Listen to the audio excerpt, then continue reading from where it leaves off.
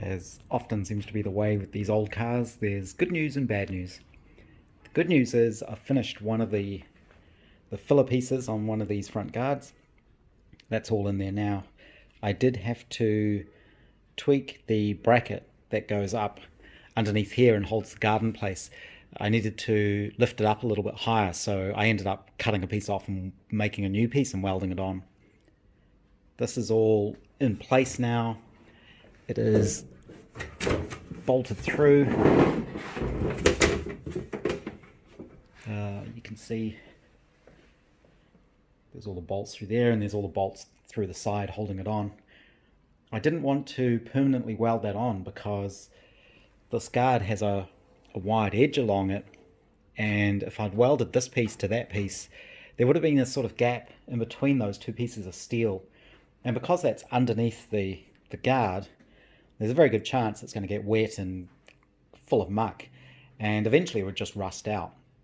So making them separate pieces, I can paint each of them separately and then seal them up and then bolt them together with sealant or something in between them to make sure that nothing can get into that joint and rust it out eventually.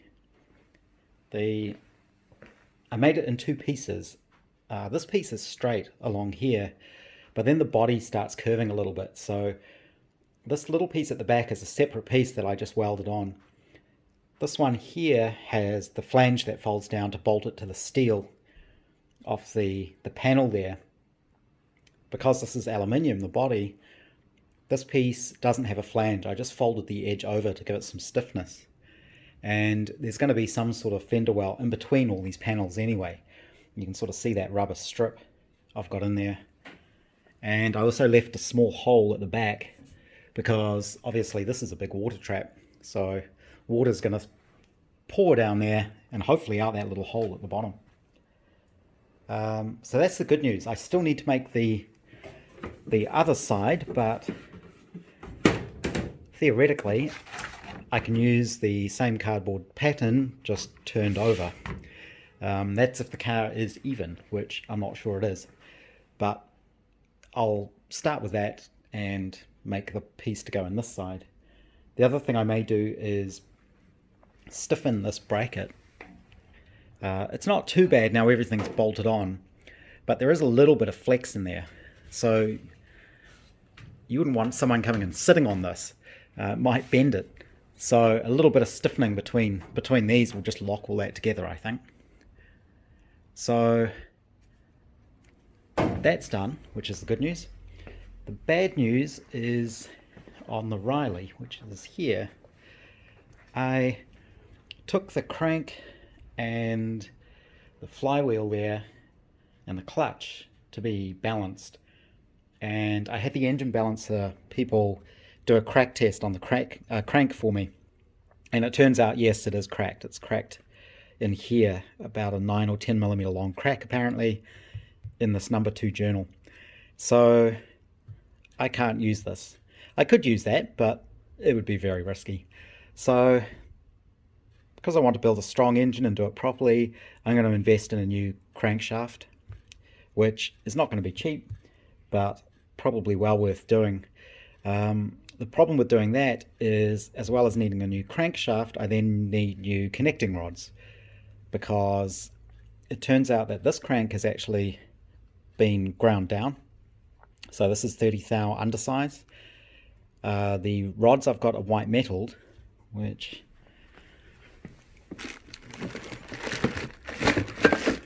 that weighs a ton. You can probably see that's in there. That's one of the rods. So these have been white metalled and then machined, so they're not going to fit on a new crank. The pistons are new pistons, and they were never used, so I can reuse the pistons. So that means I need a new crankshaft, which will be a modern, slightly different pattern, balanced, hardened crankshaft. I'll get new rods for it, and those rods will use shell bearings on the big ends here. Funnily enough, they actually use MGB shell bearings. So that'll take care of the crank and the rods. You can actually get rods that are 3 millimeters longer and then use either special pistons or modify those pistons I've got to raise the compression. I'm probably going to just go with standard things for now because getting the special pistons is even more cost. And I'm not really building a racing engine, I just want to build a solid, strong engine. So my thoughts are just to keep that standard for now. I'm also not sure if the head's been skimmed, so I'm not sure what the compression ratio would be anyway. But keeping it standard for now, I think, is good. So I'm talking to the people in the UK I need to get that from.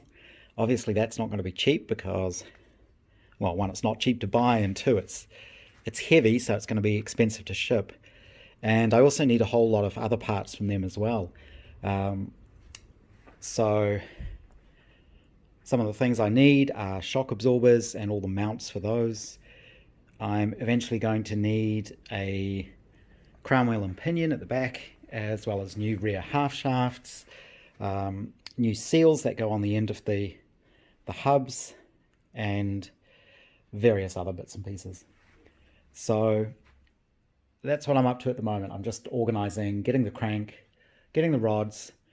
The other thing I'm trying to do is figure out exactly what engine I have, because there were different marks of engines for different years, and it makes a difference to the gearing at the front of the engine and how all that works.